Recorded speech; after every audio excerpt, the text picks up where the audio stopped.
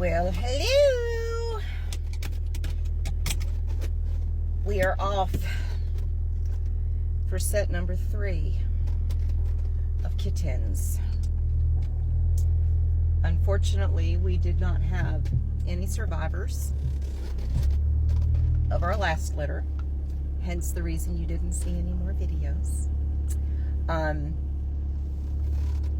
You all knew we had lost one before I got them. I lost one within 5 hours of getting them.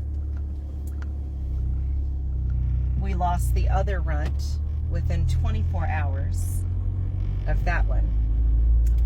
And then we went about 48 hours and our little clubfoot boy just did the same thing. Triangle face, stop eating. We tried tube feeding him, still passed on. Atlas hung in there the longest. I kind of was cautiously optimistic is what I kept telling everybody, and kind of the reason why I really wanted to do an update on him, and I thought, no, I'm not going to do that because I'm going to jinx myself. So I didn't.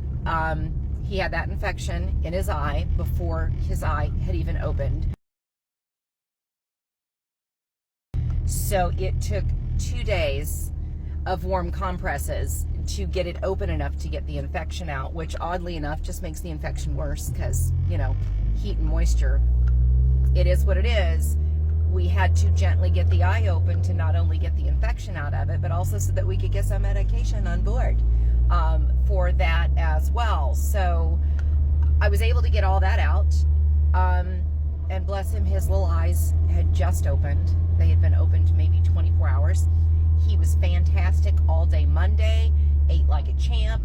We had 0 problems. At 3 o'clock Tuesday morning, he started acting weird. He didn't jump right up as soon as I stuck my hand in there, and I noticed that he had what looked like drool on the sides of his mouth, but it was kind of sticky. I've seen that before. I don't know if that's like a secretion from organs failing. I don't know what that is, but I've seen that before, and generally when I see that, it usually means, right, the thing. He really didn't want to eat. I didn't force the issue. I put him back down, got back up at 5, still there.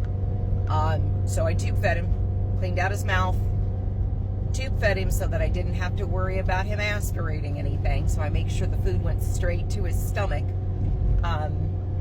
because I want them to have a full belly if nothing else, right?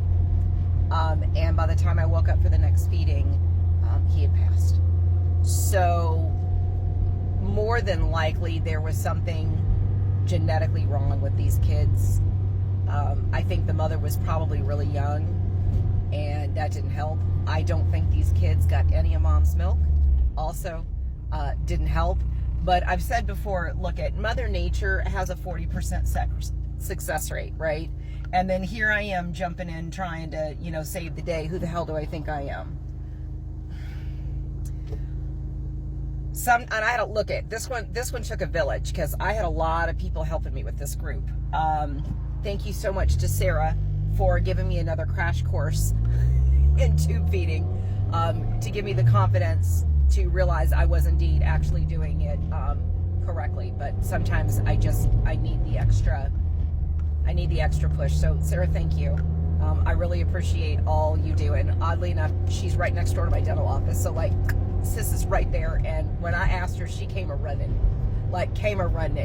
So sometimes people don't have the ability to foster themselves, but they're still able to help in other ways. And this was her way to help. So, you know, I don't like really doing these videos a whole lot, but sometimes, again, they're necessary.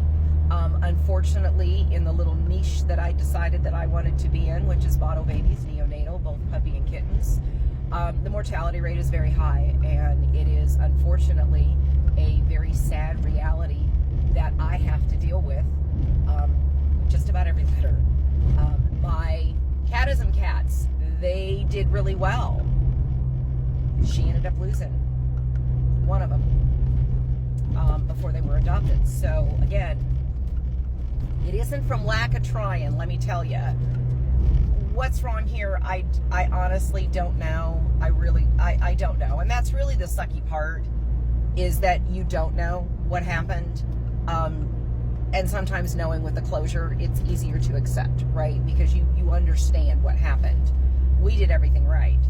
I don't understand what happened. Even to this day, we're talking 12 years in, and a lot of times I go, I don't know. I don't know. For them to crash that quickly. I'm still bringing it down to organ failure. We don't know how long they went before they were fed at all. And oddly enough, it can take sometimes 6 or 7 days for the organ failure to happen. Why is that? I don't know. Nature's a cruel joke. I don't know. I don't get it. So I got about 24 hours turnaround, and they texted me again and said, hey, are you up for 3 more kittens? These guys are probably around 2 weeks old is what they're thinking. Don't have any background yet. So I know nothing, which honestly, a lot of times in rescue, we don't know, right? That's just it. We have absolutely no idea what's going on or what happened prior. So I'm on my way, and I'm going to go pick them up, and depending on what they look like, I might give you a little sneak peek before we head home, and we do our intake video of kitten set number 3. So that would be 4, 5, 6, 7, 8, 9, 10, 11. So this will be 11 fosters for me so far. All right, come on back, because I got to get on the interstate, so I'm going to have to literally start paying attention. All right, love you back.